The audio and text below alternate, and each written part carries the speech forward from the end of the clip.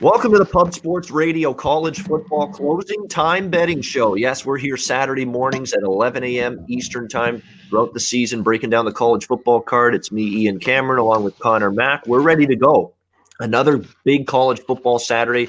And as you notice, we're getting more and more games each week on the slate. Big Ten and Mountain West Conference play beginning this weekend, beginning today. So lots to break down. We're going to try to go in not only rotation order, but in order of the start times as well. We're going to get all the early games off out there first so that you can get your bets in with those games kicking off in an hour from now at noon Eastern. So let's get going.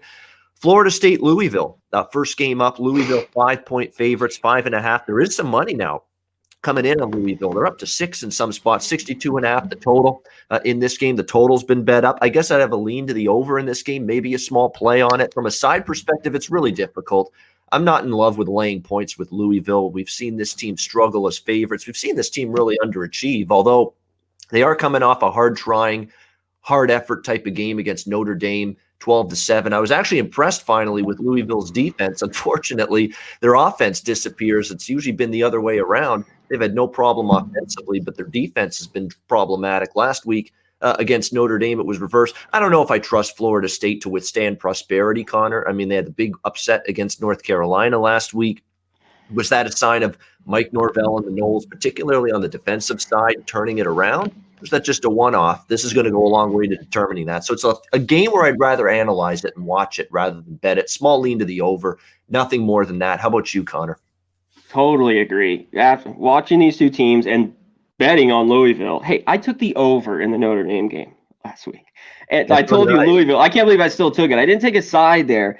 Louisville all of a sudden plays just a sloppy game. I mean, they were tagged. I just was a different team. Wow, it was just surprising. So this one kind of right away with Florida State kind of pulling that upset. We'll talk later with North Carolina. I don't think they're that great. So it's a total pass. No feel either way. I guess like a little lean to the over and maybe Florida State if you want the points. We'll see if Louisville shows up. I mean, is this a year they're going to go 3-8 or something? I mean, are they this bad? I mean, I think they're better, but we'll see. Yeah, it's a tricky one. On we go. NC State, North Carolina. In-state rivalry here. North Carolina, can they get up off the mat following a disappointing loss, to say the least, last week against Florida State? North Carolina laying more than 2 touchdowns here, about 15.5 point favorites at home, 61.5 the total. The big news for NC State is no Devin Leary. He is injured. He's out 4 to 8 weeks. A big blow to the Wolfpack offense. Bailey Hockman's going to take over at quarterback. A decent quarterback, but the problem is, and I watched that Duke game, and someone that had the over in that game last week, Leary left the game. Hockman finished that drive and got it in the end zone for a touchdown. But after that, the offense bogged down for NC State, and he really didn't move the ball. They averaged barely 2 yards per play after he came in at quarterback. So it's not a quarterback I trust. And it's not a North Carolina team I trust to bounce back or lay this many points. So it's an impossible game sidewise. Same with the total. I'm not going to go with NC State over again here because I don't know what I'm going to get from Hockman here in this game. And I've heard rumblings that NC State might look to slow down their pace a little bit, help out the quarterback here who's taking Leary's spot. So it's a pass for me. Connor, did you have any interest here, NC State, North Carolina? Yeah, I did a little bit, just because NC State's a pretty good football team here. I just was surprised the points here, how many. So it's a small play. I've kind of looked at this all week. I kind of jumped out to me in the beginning, but Leary is out. He can play a little bit, the backup. Last year he had an okay game. He had a couple picks against Va Tech. So he's looked up and down. I think he can stay in the game. I know a lot of some of my colleagues and stuff like North Carolina bounce back big here. I think it's too many an in-state game here. Last year North Carolina did whip them, I think 41-10, but over the last, I think 8 years, they're always usually a touchdown game. So I got a small play with NC State, the plus 15.5. So. And NC State's a team so far that against good offenses, they've struggled. Against the mediocre offenses, they've been decent on defense. But this is a good offense and good quarterback in Sam Howell. I know last week they started slow, but when they got it going in the second half, they're tough to stop. And that's my concern here. If they go behind touchdowns, it could be trouble here for NC State in this one. On we go. Next noon start on the in rotation order. Syracuse Clemson. We stay in the ACC for this one. How about this for a eye-popping point spread? 47.5, 48 now with Clemson. If you want to lay the points, 62.5, 63 the total. It's an impossible game from a side perspective because, look, I want no part of Syracuse. The defense, as I mentioned last week against Liberty, and I mentioned the over last week on the show.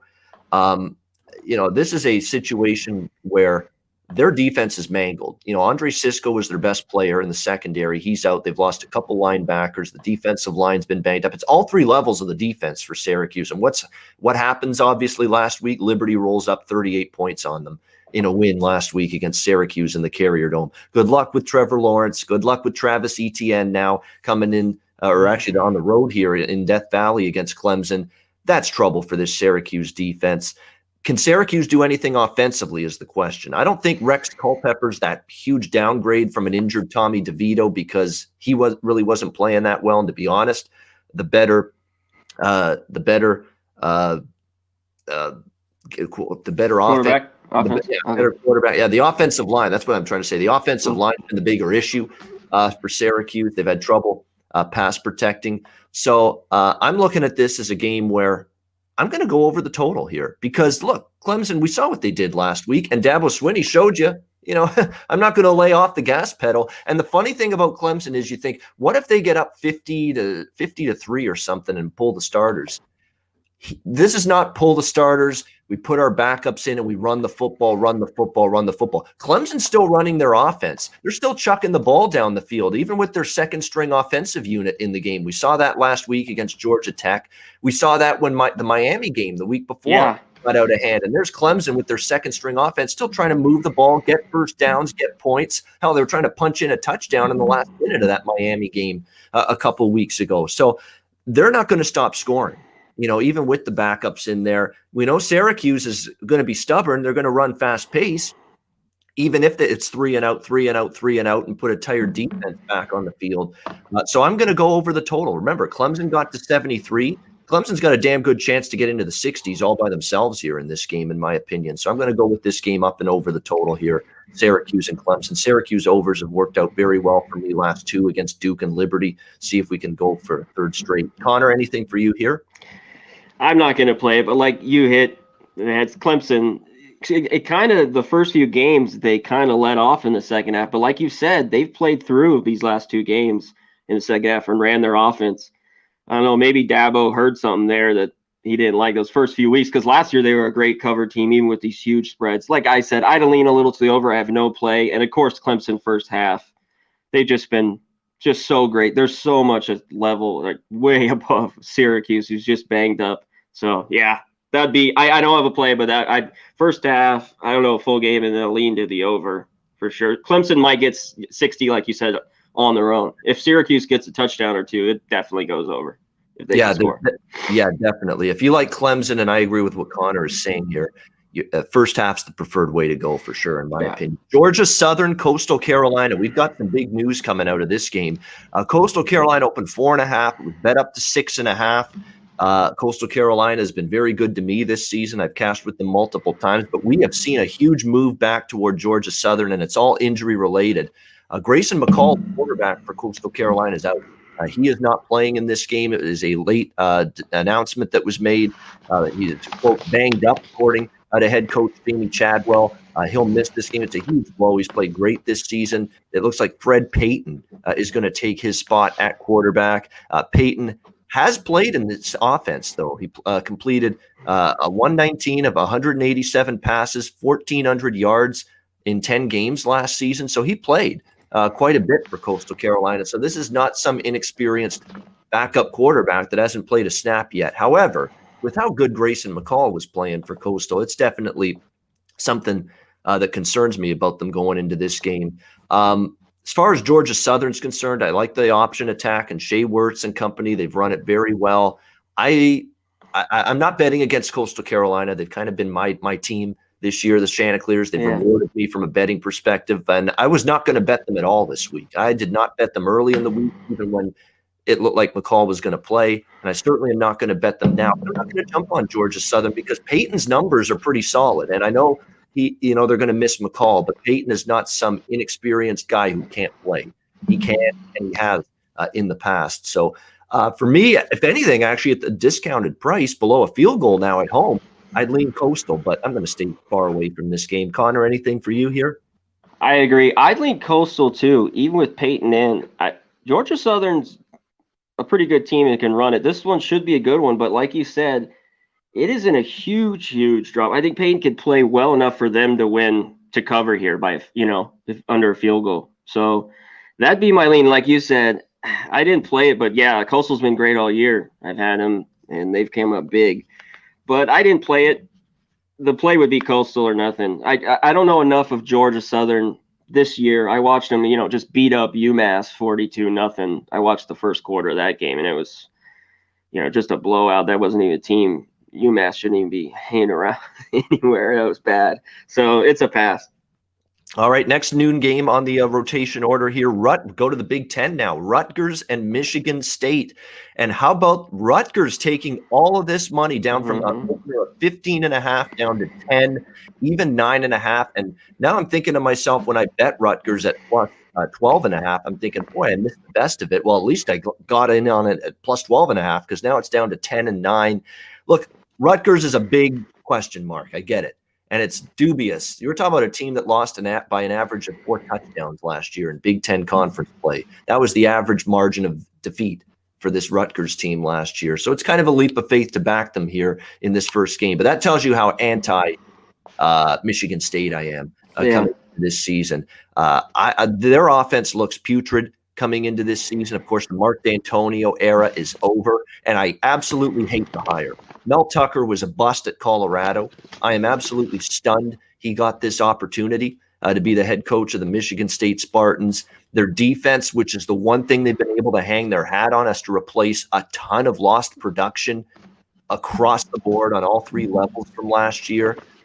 This is as big a bet against team as I think there is in the Big Ten. Rocky Lombardi's going to be the quarterback, but I saw him in brief glimpses last year, spelling the starting quarterback that wasn't very good, and he really wasn't all that much better. On the flip side with Rutgers, Greg Schiano, they have a new head coach as well. He's at least been around the program before. We'll see how he fares. Apparently, in terms of their quarterbacks, we've got Art Sitkowski back. We'll see if he's going to be able to go, but it looks like Noah Vidral is going to be the guy to start at quarterback for Rutgers in this game. Kind of like Mertz, though. And Mertz, of course, lit it up for Wisconsin last night. They're very high on Noah Vidral here at Rutgers. They say he's got ability, he's got a decent arm, and it's going to be a situation where they have got some faith and confidence that he can come in there. Now, obviously, he's got to do it on the road, first game ever starting. But again, how big is playing on the road in a year like this where there's no fans other than family members going to be in attendance here at Spartan Stadium in East Lansing? So it's just fade city for me with Michigan State. There's not a lot to like. I know it's a leap of faith. We know Rutgers has been a bottom feeder for years, but I took the points here with the Scarlet Knights. Connor, anything for you, Scarlet Knights and Spartans? Yeah, I laid off here. This is an interesting game with Schiano back, D'Antonio out at Michigan State. I think Rutgers has got a really good shot. A lot of these Big Ten games I'm not into this week. But I agree. I'm just surprised it's going this low. You got it at 12.5, that it could get down to 9.5. And I've never liked Michigan State laying point like double digits at home. And there's so many question marks with this Michigan State team. I think Rutgers, like you said, they were not good last year. And I think they get better this year. How much? But I think they could go in and first game of the year here and cover this. We'll see. Some of these games, like I said, with the Big Ten, I kind of want to watch week 1. Just like a game like this was kind of a feel out where I didn't jump on and get on it this week. All right, next we stay in the Big Ten, another noon game. This is the big noon game on Fox. Nebraska, Ohio State. Ohio State 26-point favorites in this one, the total in the high 60s here. Last I checked, let me see the update. Yeah, 69.5, actually up to 27.5 now on the Ohio State side in this one. Look, I know Ohio State does have Penn State on deck, and there's some people thinking it might be a look ahead. There's no look ahead to me when you're Ohio State. You've been chomping at the bit to play. You talk about two teams that were the most vocal and upset about the Big Ten canceling the season initially. These are the two teams at the top of the list. Nebraska was irate. Ohio State was irate. They were furious that the Big Ten may not play this year. Sure enough, they've got their wish and they're playing each other. So you're going to have two teams that are going to bring it here. It's your first game. It's your home opener. You're excited to play for Ohio State. They're not holding anything back. And, they're going to have just one of the best offenses in the country, one of the best quarterbacks, Justin Fields. The O-line is loaded. The receiving core is loaded. Okay, J.K. Dobbins, you lose him, but the backup running back is good, and he's behind a good offensive line. I see no problem. They can't roll up 40, 50 points here. Nebraska's given up 42 points per game on average last two meetings against Ohio State, both of them Frost versus Day, the two current quarterbacks of these programs. I don't see what changed. Nebraska hasn't been able to stop Ohio State the last 2 years. I don't see what changes here. Nebraska's offense, though, I think has got some potential in this game. Yeah, it's Taylor Martinez. It seems like he's been there forever, but he really got pushed by Luke McCaffrey for the starting job. So there's, to me, is a short leash on this guy. He's a senior now. If this is not the year where he takes a step forward, I don't know what to say. And Ohio State, the one concern with them, at least in the first game of the year, is the defense. 3 starters back. That's it. So they're, and thank goodness, their best player on defense is probably the All-American cornerback in the secondary, Shaun Wade, who was initially not going to play. He initially opted out, but he decided to change his mind and decided to come back and play. So that's big, but it's still other than him, it's a very inexperienced secondary. They lose 3 starters on the D-line. I think it's an opportunity for Nebraska to put up some points here. I think if you like Ohio State, like with Clemson, look first half instead of full game. My strongest play on this game is over the total. I bet it at 67.5. I still like it at 69. I think 52-21, something like that, or 49-21 for Ohio State. That's kind of the score that I have in my mind. I think it gets to 70. I like the over here. Connor, Nebraska, Ohio State. Yeah, you got me thinking. If I would go Ohio State, I'd look first half too. They Fields, they got the offensive line, but like you said, they're very inexperienced on defense. And I'm not a Frost. Nebraska, they burned me. And Martinez, he's still there. That's what I say with some of these guys. So no way do I want anything with Nebraska until I see it. They're a fade team for me, for sure. So yeah, Ohio State, they could score a few touchdowns, like you said, with that inexperience. Of course, they're Ohio State. They'll reload on defense, but a lot of inexperienced guys. So Nebraska gets some points here, and the over would be the only way to go, I think, here for sure. And of course, with Scott Frost in Nebraska, there'll be pace and tempo when they run their offense, and that's certainly going to help the cause. Next game, noon Eastern. We go to next noon on the slate, Oklahoma TCU. We've got Oklahoma 6.5 point road favorites, upwards of 7. The total 58.5. In this game, Oklahoma off a bye, which followed a much-needed win against Texas. It wasn't pretty. It looked like they were going to lose that game, but they rallied back, and then that game was just as exciting as it gets. TCU against any good offense has not been good this year. I didn't like what I saw from them against Kansas State in their last game. Just very, very poor performance from them. They've not really been able to step up against good teams, and you always get a little bit leery about laying points with Oklahoma. It's not my favorite bet on the card, but at less than a touchdown, I grabbed a small little piece of Oklahoma here, minus 6.5 against TCU. Any thoughts here, Connor, on Sooners and Horned Frogs? I stayed off this. I think it'll go over, but it didn't get me too excited because Oklahoma's defense, but they're off the bye. They should be playing, and I wanted more with TCU. I wanted over the touchdown. So when you get in this minus 6.5, because I looked at this one a lot this week, I like TCU, but not enough to play them here at home. But I think they're the side. This should be a good one. I could see this game being close. So it was a tough one to pass, and a little bit lean on the over here at 60. That could be dicey too. I think it could go right around the total. It could be right there. So it was a pass for me, but should be a good one. I want to see it.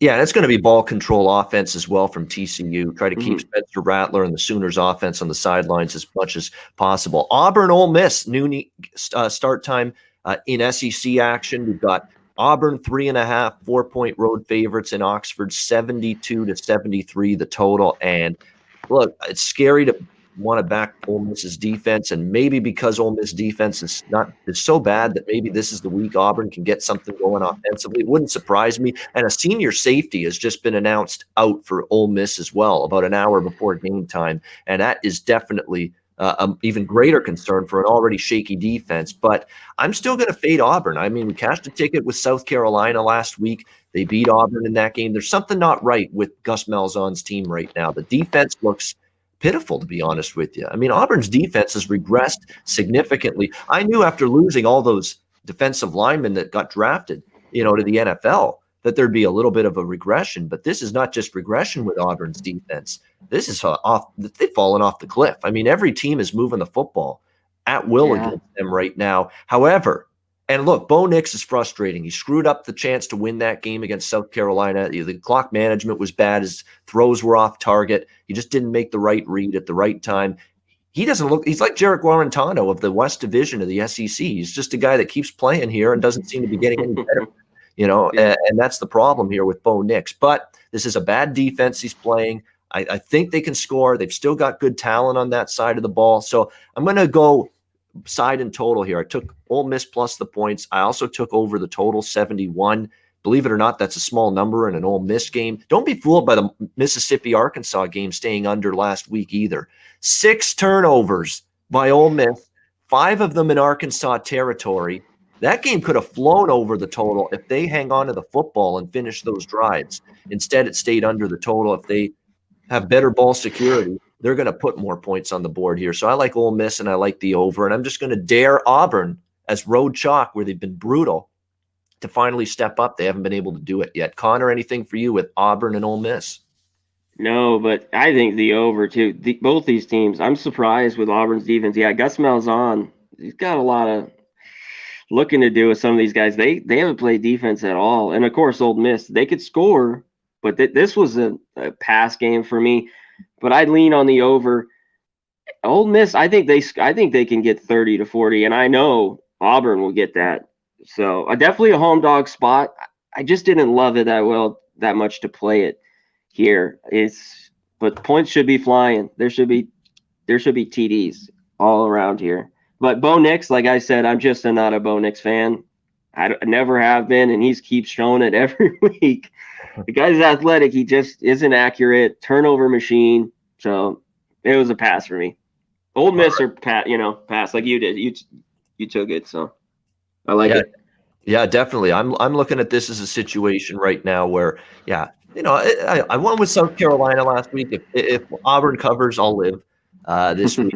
I've been fading them a couple times. It's worked. I'm going to stick with it until it stops working. So I like Ole Miss and over here in this one. Next up, another noon game on the slate. We've got Temple and Memphis. Temple and Memphis in AAC action. We've got Memphis 14-point favorite, 70 the total.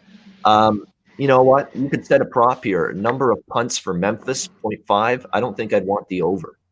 Okay? That is how bad I think Temple's defense looks so far earlier. Like, that was South Florida moving the ball at will. We just saw South Florida get pretty much shut down by Tulsa last night in a Friday night game. Last week, they moved the ball at will against this Temple team.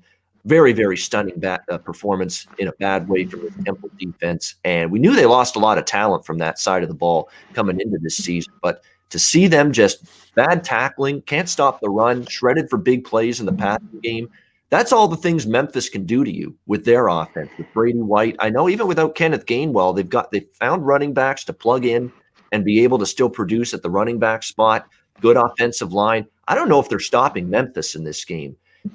But the flip side to that is Memphis's defense is still pathetic. We saw it last week. They didn't win that game because they got stopped. They won that game because they outscored UCF. That's exactly what it boiled down to.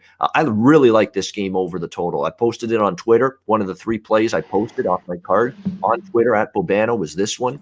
Temple and Memphis over 70. It's one of my favorite totals, actually, of the day in college football. I lean to Temple just because you can't lay 14 with a bad defense like Memphis, but Temple's defense might be just as bad, if not even worse. So I'm just going to stick mostly with the over here in this one. Connor, anything with the Owls and the Tigers?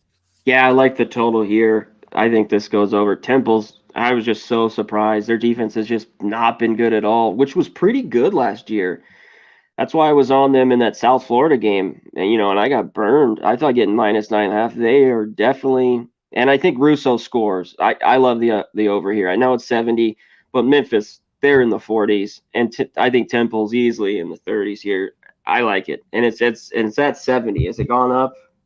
No, it stayed pretty much stayed put here. Okay, Last yeah, checked, I right? got it at 70. I didn't know if it went up, so yeah, I'm on the over as well here.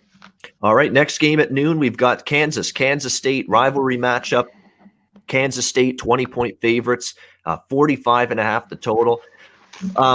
One thing I've pretty much done every year is just bet Kansas State in this game when they play Kansas, because they have had no qualms whatsoever about rolling this team and running it up against this team. I mean, they have just been incredible against the spread, head-to-head against the Kansas Wildcats, or Kansas Jayhawks, I should say, and it should continue here, in my opinion, in this game.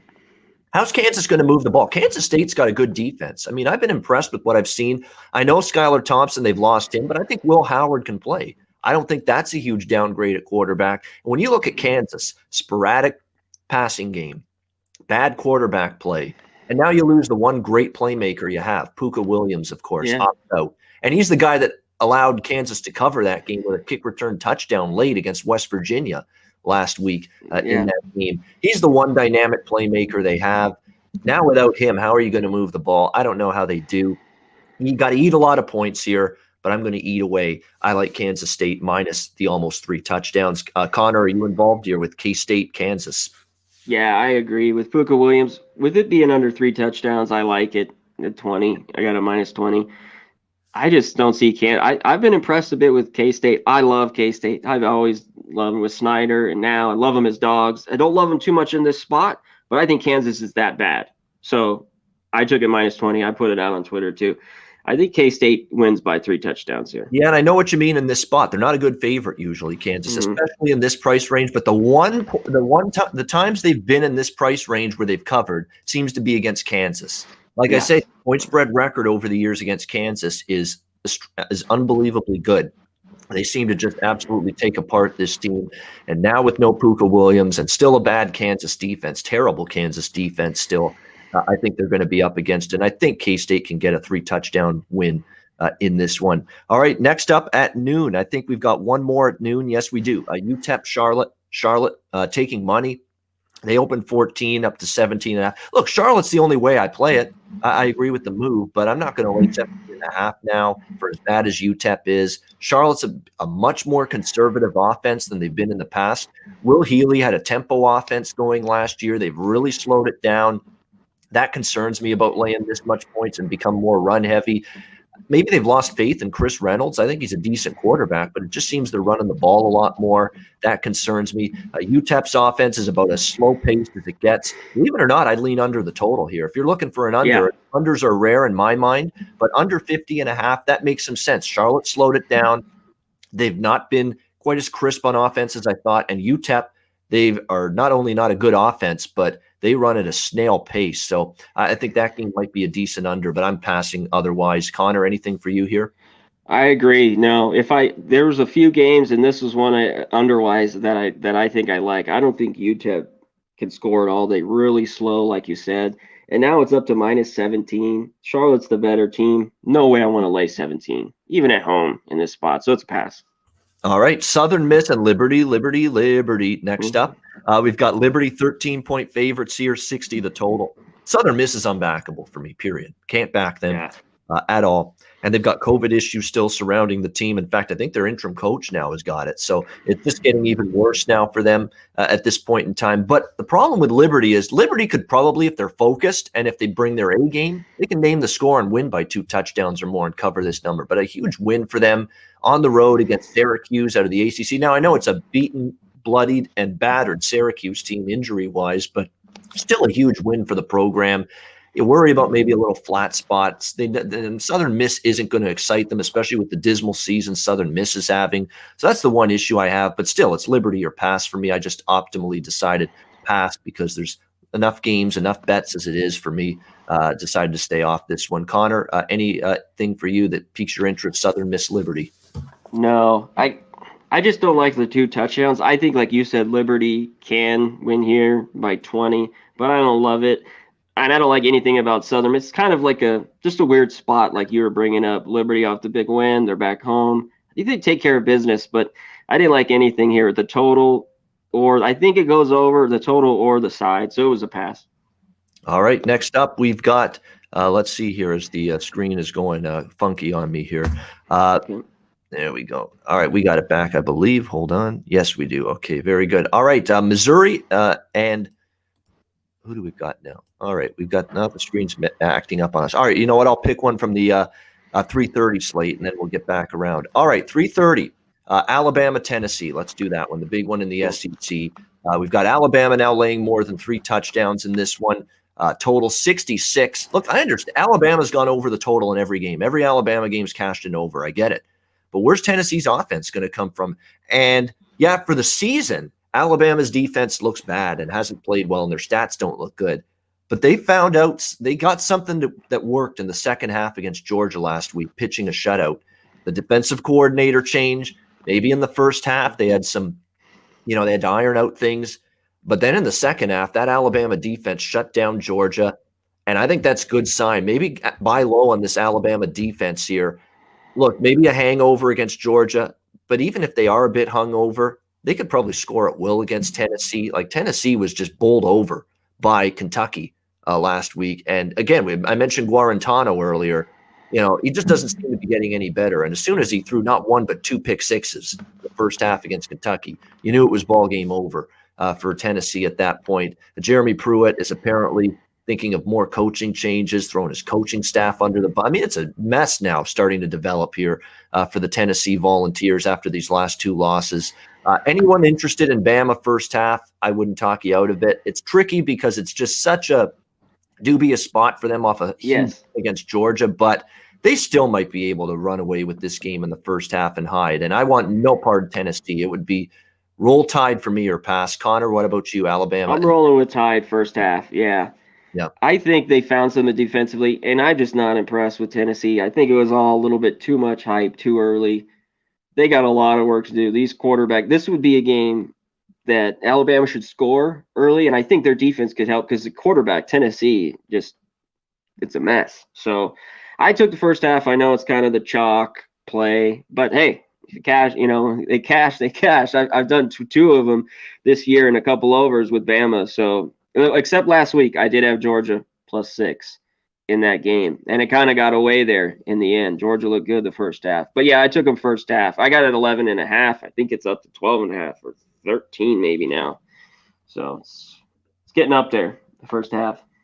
So yeah, a lot of people interested in that first half. Sure, it wouldn't surprise me that's a popular way to go with the betting public right now. And so again, the public doesn't always lose, so I think they might be on the right wavelength here with this one. Notre Dame, Pittsburgh. Notre Dame 10.5 point road favorites, 43.5 the total. Kenny Pickett's out again for Pitt at quarterback. Joey Yellen will get his second straight start. I thought he was decent last week, believe it or not, against Miami. They hung around in that game. I think they hang around here. I can't lay doubles with Notre Dame. Pitt always plays them tough. Look at all the recent Notre Dame Pitt games. Where's the Notre Dame blowout? You haven't seen many. They played Notre Dame tough. Notre Dame at home against Louisville. 17-point favorite last week. They barely escaped with the straight-up win the week before. They don't cover against Florida State. They've been a point spread disaster, Notre Dame, in recent weeks. I'm not laying these double digits. In fact, I am on the Pitt Panthers here. Well, I got 10.5. It's down to 10. As long as you get 10, I think it's worth a bet. The one concern is they've got to bring it defensively, and they have been burned by big passing plays. Ian Book and Notre Dame should be capable of exploiting that, but they've missed on a lot of passing plays so far this year. Ian Book and this Fighting Irish offense. So maybe they'll be there for the taking, but can Notre Dame connect on them? I've got my concerns about whether they can. So I like Pitt here, plus the points. Connor, anything for you? Notre Dame, Pitt. Yeah, I had to take Pitt here. I got it 11.5. It's like you said, anything over 10, I agree. Ian Book, because I watched all Notre Dame games, I don't want them minus in Pitt. There's just no way. Ian Book's looked very average. The offense is just very mundane. That game, Louisville game, was wow. That was ugly. That was a Notre Dame game, laying all those points, and not coming up. I think at some point the offense gets clicking this year. I don't know if they go undefeated or anything. I think they lose a game or two, but I like Pitt in this spot, even with Pickett out. Yellen played well last week against Miami, and hopefully Pittsburgh's front seven, those ends, get enough pressure here, keep this game tight. So yeah, I took it 11.5. I still think you got to get it at 10, like you said, as long as it doesn't drop under 10. I'm with Pittsburgh here. Double-digit dog at home. Yeah, I mean, it's to me, it makes a lot of sense there. Virginia Tech, Wake Forest. Virginia Tech 10.5-point favorites, 68.5 the total in this one. This is another one. I mentioned the Memphis Temple over. This is another one that's right up there as one of my favorite totals today. I like over the total here. Virginia Tech, Wake Forest. Very fast-paced offenses. Like Wake Forest might actually be pushing for fastest-paced offense. Like they don't waste any time. Like they snap the ball extremely quickly, and I think Sam Hartman and company can do a little bit of damage. I know Virginia Tech shut down Boston College last week, but there's a little bit more offensive explosiveness and playmakers on this Wake team. On the other side, I don't know if Wake is stopping this Virginia Tech offense at all. They look like a beast. Hendon Hooker's back. He's healthy. He's playing well. He's a dual threat. The offensive line's great. Great playmakers on the outside. And Wake's defense against any sort of capable offense this year, not good. Don't be fooled by the Virginia score last week. It was a backup quarterback in for Virginia. They fumbled the ball a bunch. They still put up almost 500 yards in the game, Virginia, but they just couldn't finish those drives with points. They still gave up a lot. Wake Forest defense in that game, despite the victory. They're going to give up a lot here, but they're going to get theirs as well. I really like this game up and over 68, Virginia Tech Wake. Connor, are you involved here? Yeah, I think it goes over the total too. I haven't played it, and I'm thinking about it. It's a 12:30 here, 3:30 Eastern, but I like the 10.5 with Wake Forest at home. Like I said, double-digit team at home here. I don't think the Hokies are that great. I think they got a good offense. I just think it's too many. I'll take a Wake team. I like Hartman. He's progressed. He's gotten a bit better. And this is the play I put out, and I like the 10.5. And I got it's starting to get up there 70, but Va Tech, they score in bunches and they give it up. So the lean over for sure. All right, Tulane UCF, Central Florida, 3 touchdown favorites, 21-point favorites, 70 the total. A small play for me on Tulane. It's not anything as substantial as some of my other plays today, but I am on Tulane a little bit here, plus 21. Like for Central Florida, this could be like a bubble burst game. I mean, 2 losses now, just a brutal loss against Memphis. They were up most of that game, leading by double digits with 5 minutes to go, and they can't bring it home. Too many penalties as well for UCF. They just shoot themselves in the foot, turnovers and penalties and tons of mistakes. And you've got a bad defense to go with it, laying 3 touchdowns in a dubious spot. Give me Tulane as well as the over. I mean, that's UCF overs until proven otherwise. 70 for a UCF game. They can make that look small. So Tulane rather, plus 21 over 70 for me. A couple of plays for me, side and total in this one. Connor, are you involved here? Tulane, UCF.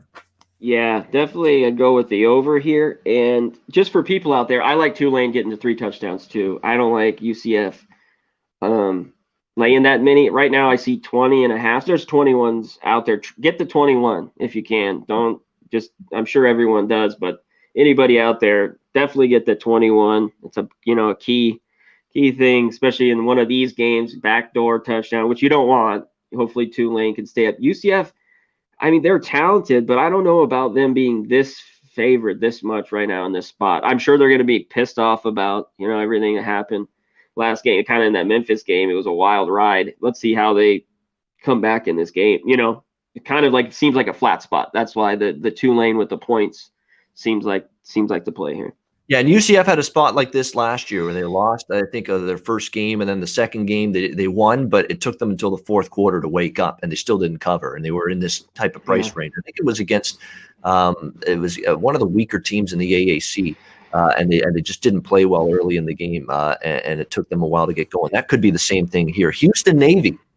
We have Houston 14.5 to 15.5 point road favorites, 55 to 56 the total in this game. This is another over for me, but a smaller look because I do worry Navy could get shut down by Houston because Houston's defense is better than it was last year, but they still struggle against the run. We saw that a little against BYU last week, and of course, that's what you got to look at when you're playing Navy in the triple option. Navy's not stopping Houston. Okay, Navy's not stopping Clayton Tune and the Cougars offense. I know they're maybe a little bit of a, I don't want to say flat spot. I don't think they will be flat, even though they lost to BYU last week. I think Houston will be ready to go. I lean Houston as well, but I just did not want to lay more than 2 touchdowns with them in this game. But I do have a small play on the over. That's about it. Connor, how about you, Houston Navy? I agree. I think Houston wins. Man, they came out great against BYU, and just kind of that second half just folded a bit. They just couldn't get stops, and then they couldn't score. I kind of look towards the over 2 here a bit in this game. And I would look with Navy the 15.5, and I don't think Navy's that great. I don't like either, so I don't want to lay Houston 15.5, on the road. So I passed on it, but it should be a good one. I think Houston's a good team in their conference USA, but Navy, they're just they're going to run it. So that's why I think they could keep this close. That's why it's over the 2 touchdowns. So I'd lean the 15.5 here. Yeah, it's keep away, move the chains, time of possession, long sustainable drives. That's what Navy always looks for when they are outmanned, and that's what they're going to be looking to do here in this game, as they always do. Penn, talk about games that are under the radar but could be really, really good. Penn State and Indiana in the Big Ten. We've got Penn State 6.5 point road chalk in Bloomington, 62 the total in this one. I don't love laying this price with Penn State because Indiana's played them tough. Indiana's been a thorn in their side, and Indiana offensively is going to be really good this year. Michael Penix is healthy at quarterback. They bring him back. Stevie Scott is a great running back. He's been here now for a few years. Good skill position talent, great offensive line. This is a good offense, and the back door is always going to be open, even if they're behind. There's question marks with Penn State on defense as well. There is question marks with Indiana on defense. I worry because they've never been a good defensive team. They're changing a lot of personnel on that side, so I like the over as well. You can see why the over's taking a shit ton of money here. It opened 56, it's 62 now. Huge move, but I agree with it. It should be a high-scoring game. I think it still can get over the current number. And from a side perspective, I'm still going to go with Indiana here because I like Penix. He was very good before he got injured last year for the Hoosiers when he's been out there on the field. And Indiana's always played Penn State tough. And let's not forget Nittany Lions, Journey Brown, the running back, not playing this season.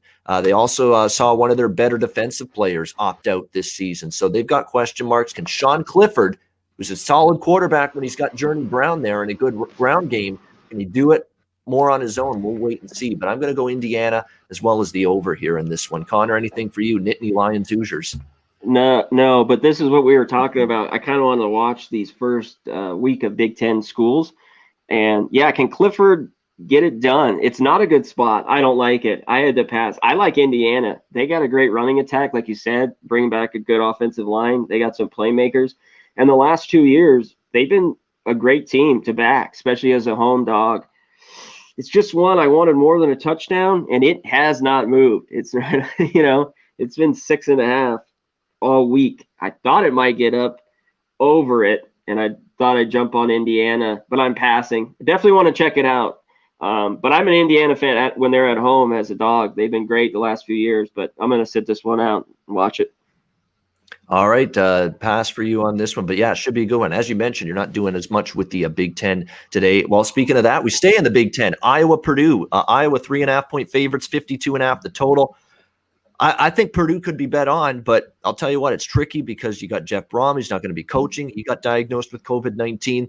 They were unsettled on who was going to start at quarterback for them, but Iowa lost a lot on defense. They've got a new starting quarterback because Nate Stanley now is gone. That concerns me. I lean Purdue, but it's not a strong lean. Anything for you here, Connor? This is another one. Like I just looked at it and went pass. With Stanley, with Iowa, I don't want to lay 3. In Purdue, total pass. I want to check these, especially like in Iowa and at Purdue. I don't want to lay 3 right now. The Iowa will be great offensive line, the trenches, great defense. This could be an under that we were talking about. There's not many underplay here on this card. That'd be my only lean is on the under, but I have nothing on this one either. If Iowa wins and looks good today and covers, I'm going to be looking to bet against the next game because I still think they're a bet against team moving forward. And we'll have to wait and see if how they look. But to me, they're down a little bit from where they've been the last several years. Baylor, Texas 10.5 point favorite, 16.5 the total. This is a pass. I can't lay 10.5 with Texas. I will not do it. But Baylor's got some COVID issues. They're a little bit banged up. Their defense has struggled to adjust with Dave Aranda, which is surprising, but they've had trouble. And even the offense, Charlie Brewer doesn't look the same this year for Baylor. And again, that offensive line, I think, is not as good. So this is a pass for me, Baylor and Texas. How about you, Connor? Not for me. I like the over here. I think Texas starts getting better, but I think Baylor gives it up. But I think Baylor stays in this game. I got it at 10.5.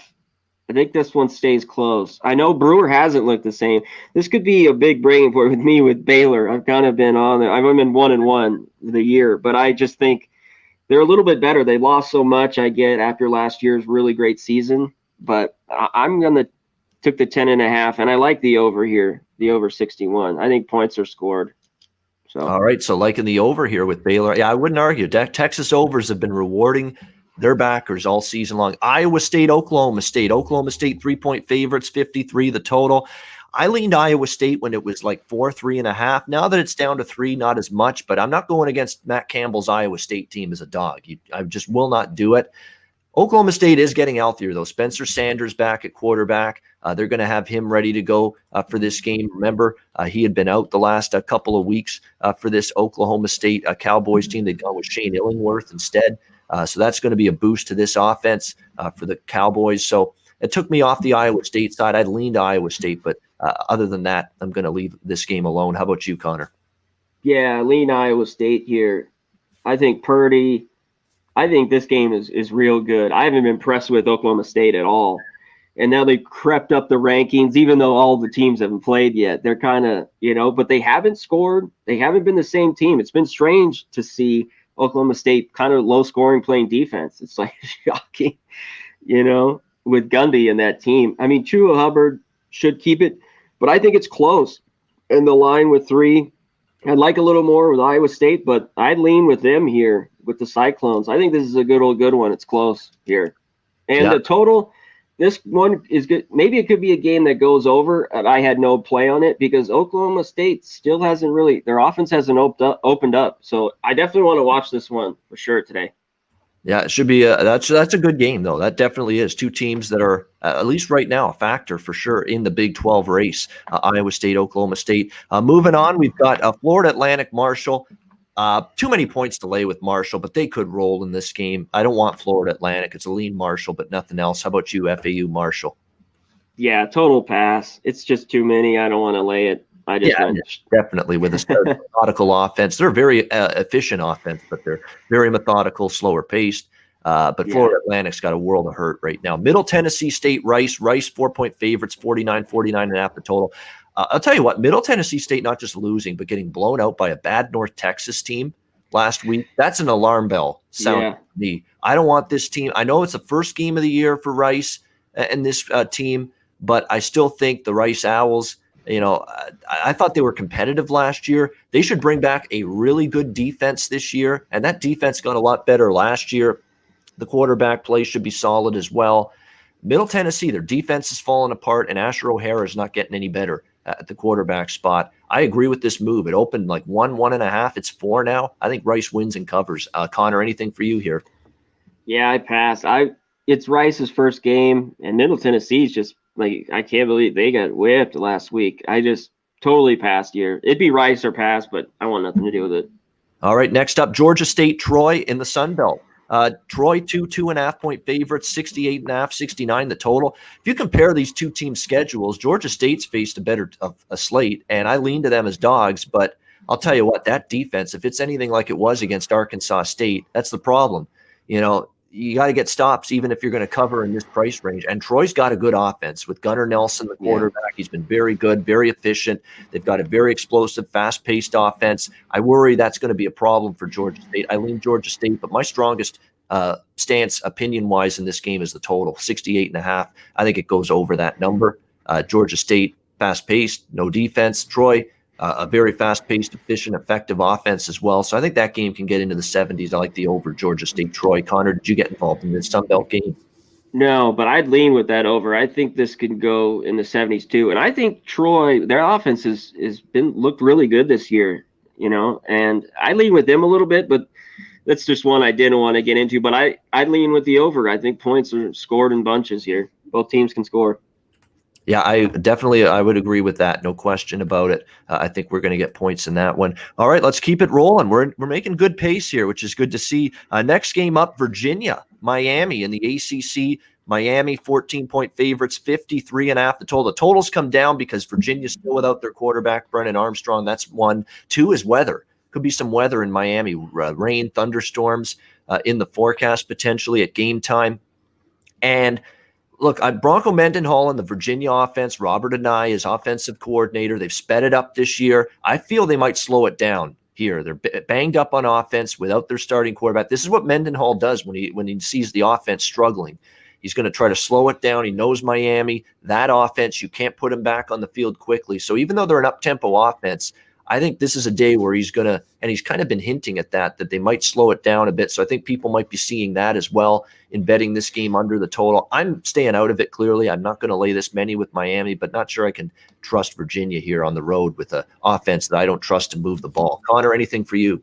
You nailed it. I can't trust Miami, and I'd love to take Virginia 14, but I can't trust them. So it was a pass. King should do. They should win here, but not minus 14. I don't think so. And Mendenhall I like him in a dog role as a coach. They play well. I just didn't like the spot here. They could keep it close. So, but I wanted more points. It was a pass. It was right at 14 here, right around that number. I'd pass. All right, Georgia Tech, Boston College, BC 3.5 favorites, 56.5, 57 the total. We'll keep it brief so we can get through these games as quick as possible. I like the over. It's already gone up.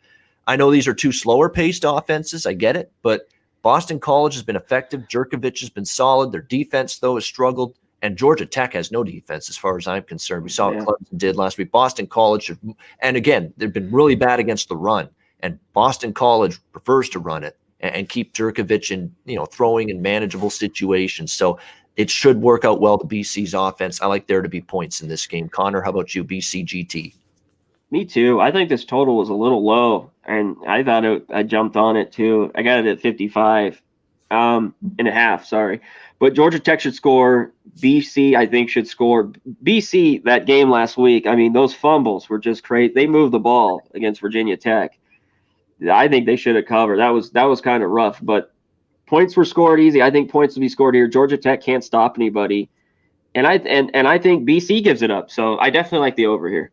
Cincinnati, SMU 2.5-point favorites, 57 the total. Nobody's been higher on SMU than me, and even I'm not betting SMU in this game. I worry about it because there's such a discrepancy in defense. The more I watch SMU, the more I'm thinking maybe this defense isn't as good as I thought it would be coming into this season, and we're starting to see signs of that.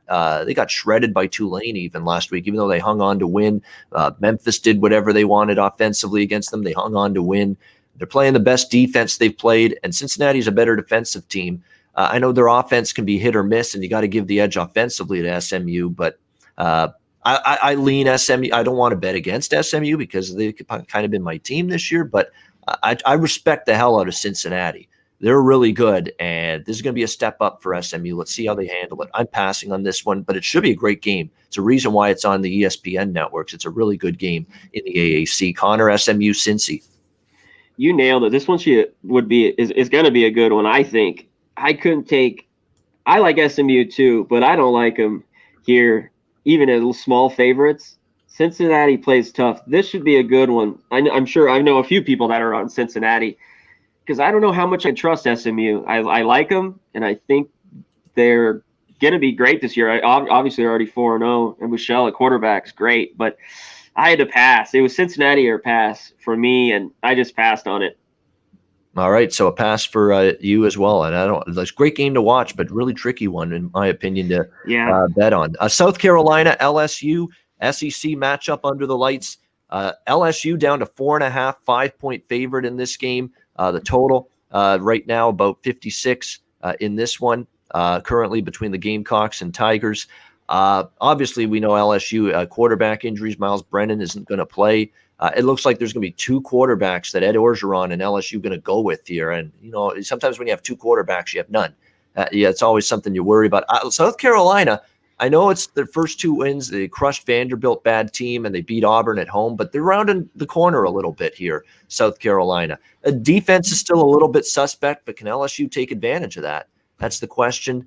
Colin Hill, experienced quarterback, and he is just, it's nothing special. It doesn't look, amazing when you watch South Carolina on offense, but they're effective. I like the points here with South Carolina in this game, and I would lean under, believe it or not, as well in this one. This is another one that I think could be a little bit lower scoring, but I'm going to stay off the total. For me, just the Gamecocks plus the points, and I'm going to dare LSU as chalk again to show me something. Connor, how about you?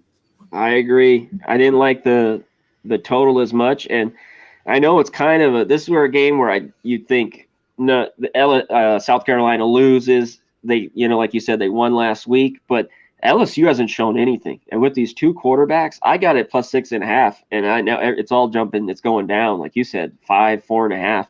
I still go South Carolina in this game. LSU's in a world of trouble. I think the under's a good look too. I didn't have a real strong feeling on the total after looking at everything. So it's South Carolina or pass, and I liked it. I took it at 6.5.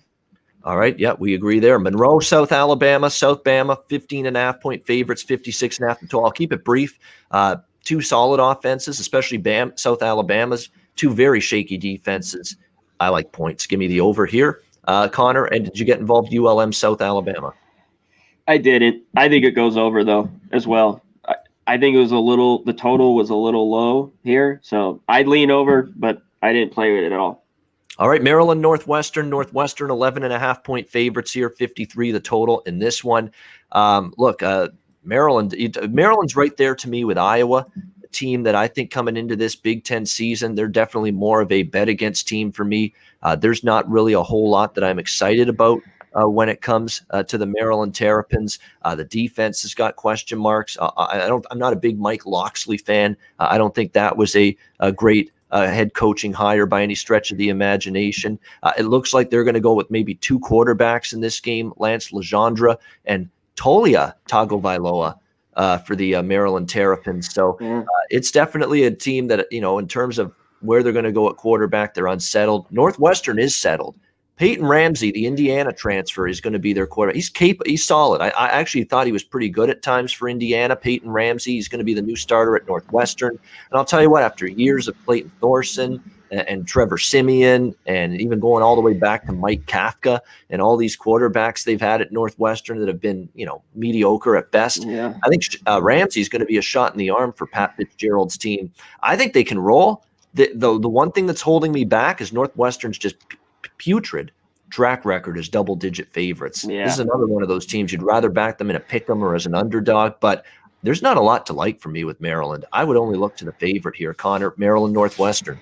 I'd look that way too. I think Ramsey could play, but it was a total. When I see Northwestern minus 11, I just went, no way. And I know Maryland's, the spread should be this, but I just don't like Northwestern in this spot. Maryland always plays kind of sometimes up for their talent every once, especially the last few years. There's a few games every year. They could keep this close, so I pass. But Northwestern with Ramsey, I think they're a bit better on offense, which was really rough. It's been rough the last year a lot, and even the year before. There were some games they couldn't move it at all. It was ugly, but hopefully they can get it rolling with Ramsey.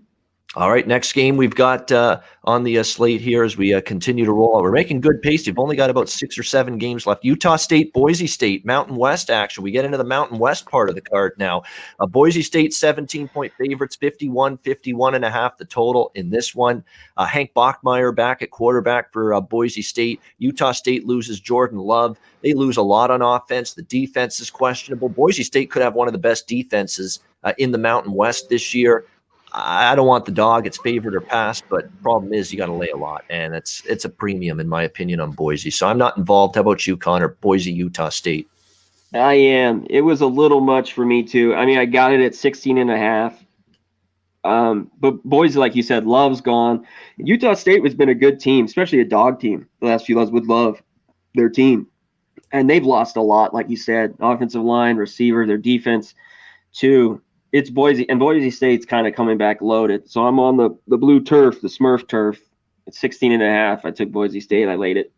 All right, laying it with Boise State. Next up, Hawaii, Fresno State. Fresno State, 2.5, 3-point favorite, 65.5 the total. Obviously, Nick Rolovich out, Todd Graham in, the new head coach. Still the same quarterback, Siobhan Cordero, who's been here now for a few years. That should be a seamless transition, especially because, Todd Graham's offensive philosophy and Rolovich's doesn't change a whole lot. Very similar in that regard, so it should be seamless. Defense, again, questionable for Hawaii. Every year it's questionable for Hawaii, but Fresno State starting over. They've got a new head coach as well in DeBoer. We'll see how he fares. New quarterback as well. I agree with the Hawaii money here that came in. Problem is, it's all the way down to 2.5. The value is pretty much gone, but I think Hawaii's got a shot here. And this is another game where I would lean over the total as well with a good Hawaii offense, still a shaky defense. So Hawaii and over leans, but again, you're not getting the best number with either. How about you, Connor? Yeah, both leans too. I think both teams can score. Both defenses are very shaky. First game of the year. I'd lean Hawaii, but there's no value. I agree. If you want to take a money line, but both teams will move it. I think Fresno State will move it too, but both weak defenses here. I had to pass. All right, UNLV San Diego State in Mountain West action. This is a late game. We're finally getting more of those 10:30 p.m. Eastern games because you're getting Mountain West back. San Diego State 14-point favorites, 50 the total in this one. Of course, new head coach as well for UNLV. With Marcus Arroyo taking over. They're unsettled at the quarterback's position. They had a couple guys competing with a guy that started last year for them, Kenyon Oblada, life goes on, Kenyon Oblad last year for UNLV. But he was really mum on who the quarterback was going to be. For San Diego State, this is proof you can come home again. Brady Hoke, remember him? Yeah, he's back now as the head coach for the San Diego State Aztecs. His original job was Aztecs head coach way back in the day. We'll see how this transition goes for Brady Hoke back at San Diego State. It's definitely a watch and observe game because my opinion right now is not very settled on either of these teams. I think both could be a little overvalued. Both could be maybe better than I think. So this is a watch and observe game for me. I'm not playing it either way. Connor, UNLV, San Diego State. Yeah, there's no way I want to get anywhere near this. You don't know with San Diego State, like you said, they're turning it over with Hawk, the old, UNLV coach.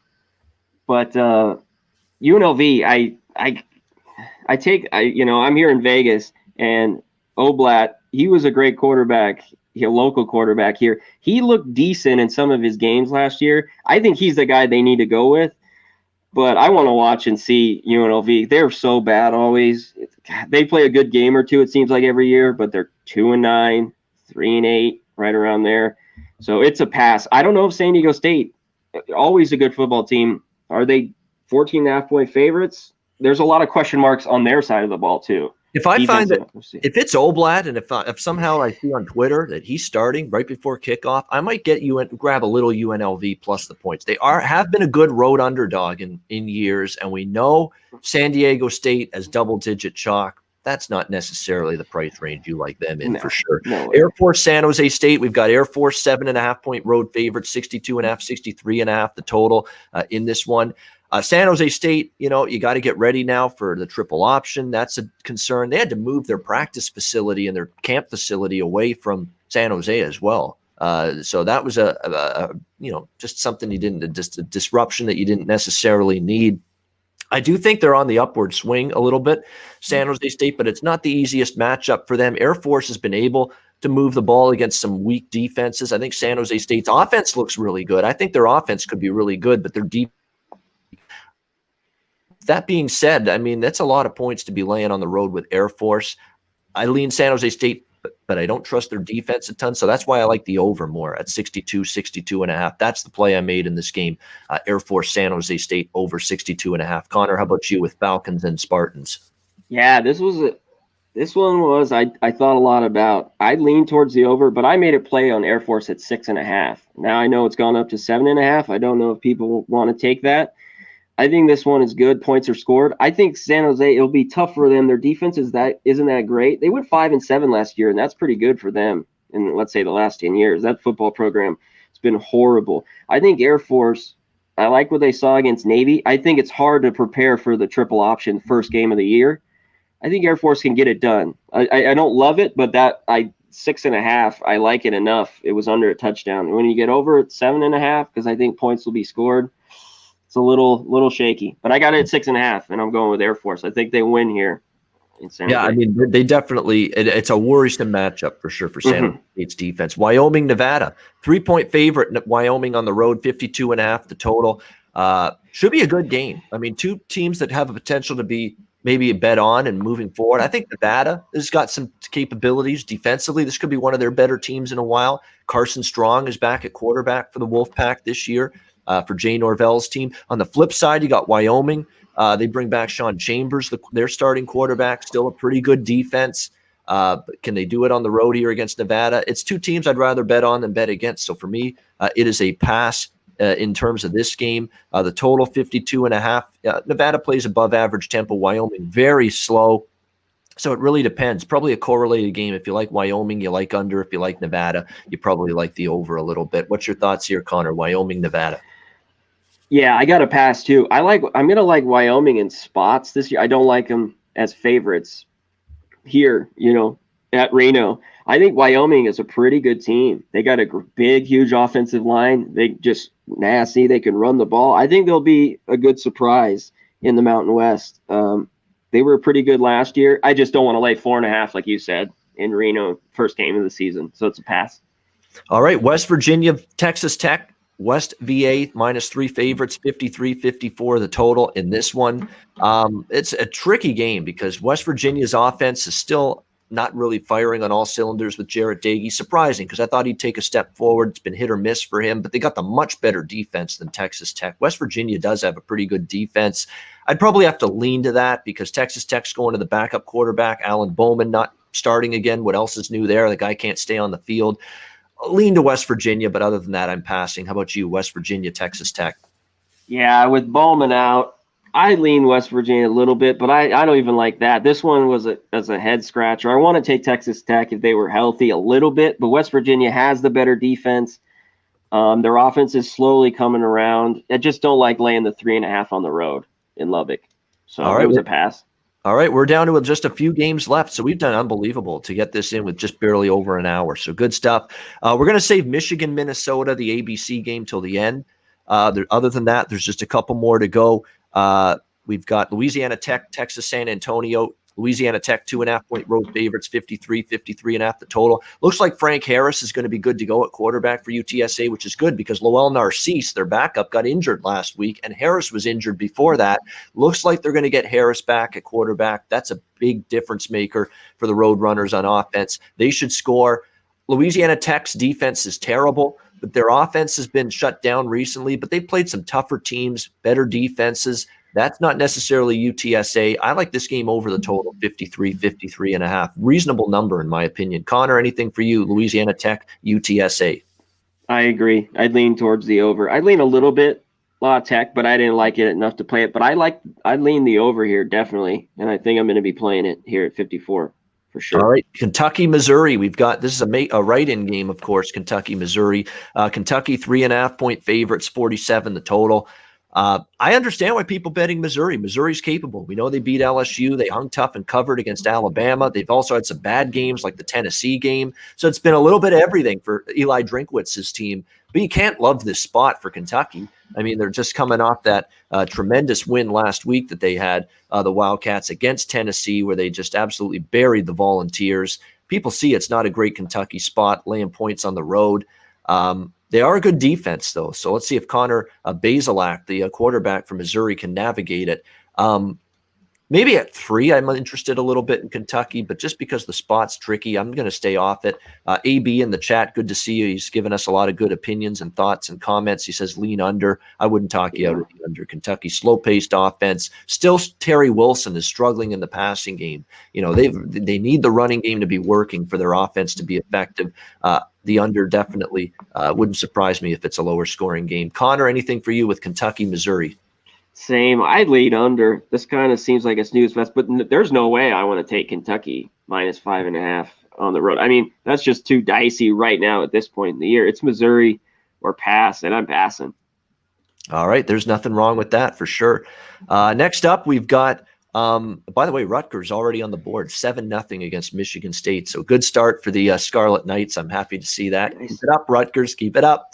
All right, last game. This is it. We've gotten through every game, Connor, in barely an hour and 10 minutes. Unbelievable. Cool. This last game coming up here, Michigan, Minnesota. Michigan 3.5-point favorites in mini, 53 the total.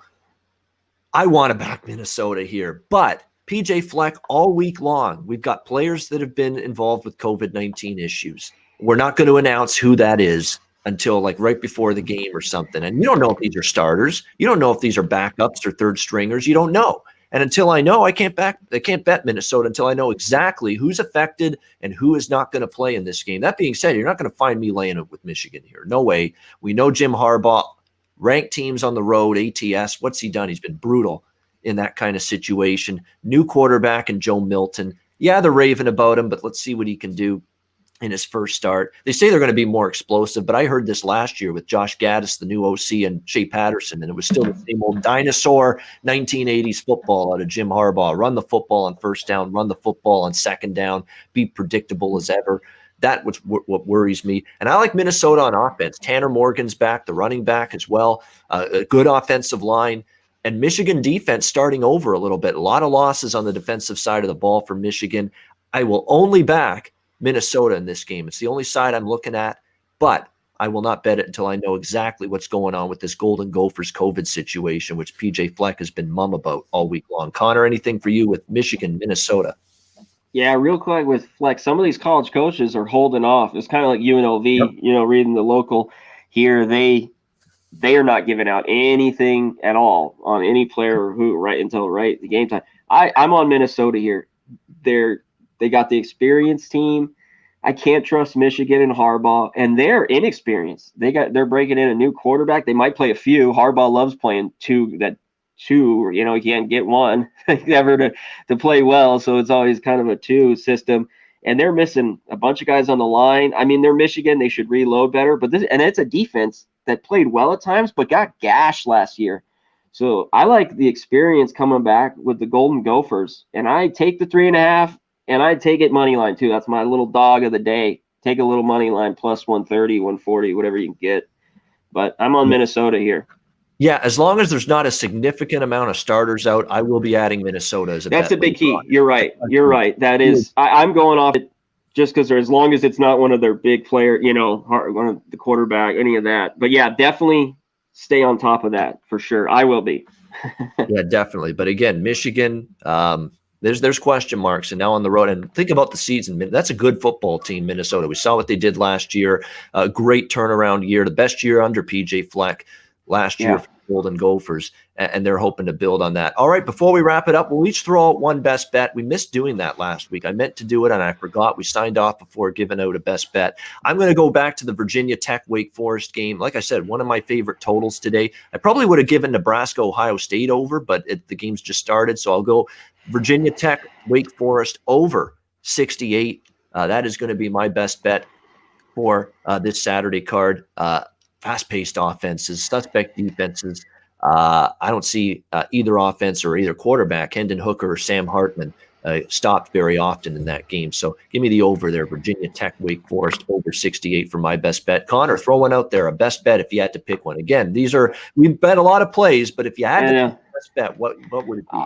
I'll take K-State just because Kansas is so bad. You got under 3 touchdowns. I'll lay it with them, and hopefully they'll come through as my best bet. The first week I pushed there. That was a crazy game with Clemson, Miami. We got 59 on the nose, blocked field goals, missed field, one ran back. So let's see if we can get it this week. I'll roll with Kansas State, the minus 20.